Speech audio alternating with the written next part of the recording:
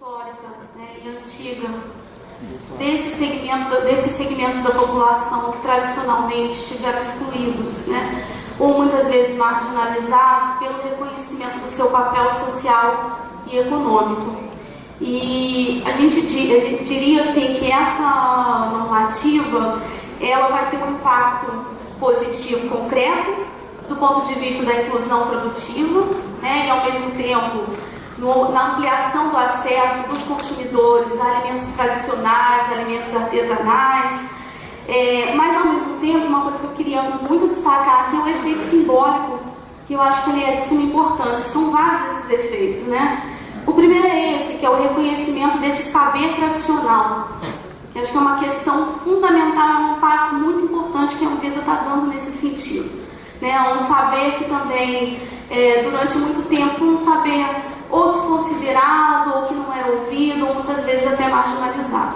A outra é colocar em discussão essa questão do risco, né? E perceber que o risco se apresenta de diferentes formas, dependendo do contexto, dependendo da realidade local, e acho que esse é um ponto assim, de suma importância.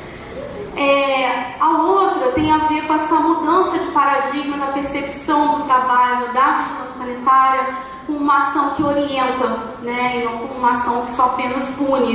Eu acho que esse aspecto é um aspecto que também vai aproximar muito a vigilância sanitária da sociedade, dos empreendimentos.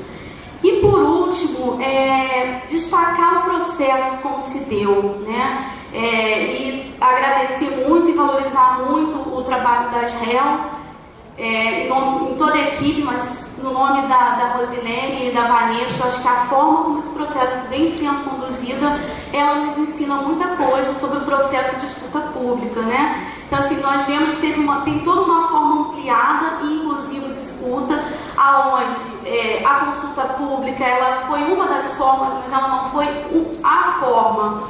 E isso possibilitou, né, que todas essas organizações de agricultores familiares, que os empreendimentos de economia solidária, que os fóruns, que os movimentos sociais, que os consumidores pudessem participar de diversas formas.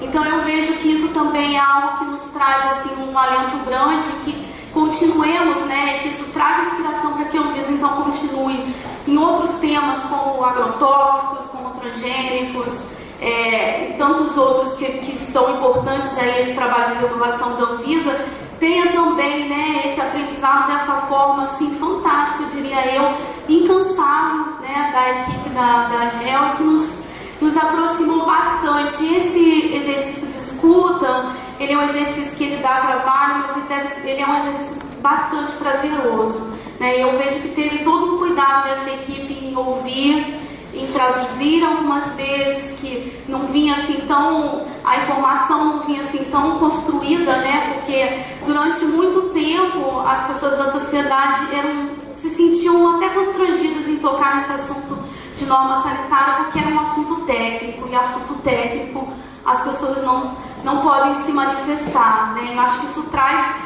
essa proximidade de que a gente pode sim conversar, né, sobre as normas sanitárias, mesmo não sendo técnicos, né? E que cabe aos técnicos ouvir essa realidade local e junto com a gente construir uma proposta que seja de fato inclusiva e que nos permita sim, né, ter acesso a esses alimentos tradicionais, porque a comida ela é saúde, mas ela também é identidade, ela também é cultura, né? Que a gente então tem a oportunidade de preservar, de proteger, de valorizar toda essa diversidade cultural, alimentar, social que a gente tem no nosso país.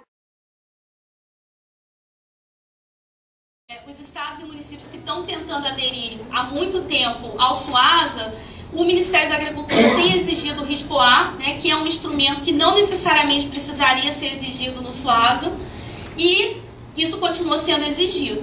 Então, assim, a gente entende que não podemos continuar tendo esse sistema absolutamente esquizofrênico, onde você tem de um lado o mapa, de um lado, né, a vigilância sanitária, sem ter uma construção mais coletiva, mais unificada, né, sem trazer também essa discussão, os instrumentos de transparência para a sociedade civil.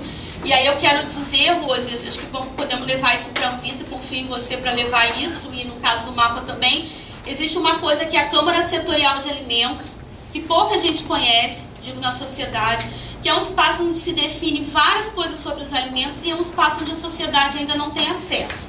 Quer dizer, a gente sempre ouve assim, não, o espaço está aberto, tanto pode participar, e eu sei que as empresas vão, como a sociedade pode participar. Mas eu acho que a gente tem um amadurecimento no processo democrático aqui no Brasil de participação social, inclusive para entender que existe uma desigualdade muito grande entre as empresas, né, e entre as organizações populares da sociedade civil. Então, dizer que tem um espaço de participação sem ter previsto, né, ou dentro da Anvisa, ou dentro do mapa, recursos para viabilizar, né, e oficializar a participação dessas organizações, acaba, né, que é uma forma de não viabilizar a participação, né? Então, assim, essa Câmara Setorial, ela precisa ser mais transparente. Acho que esse princípio da transparência aí é um outro ponto, assim, muito, muito, muito importante.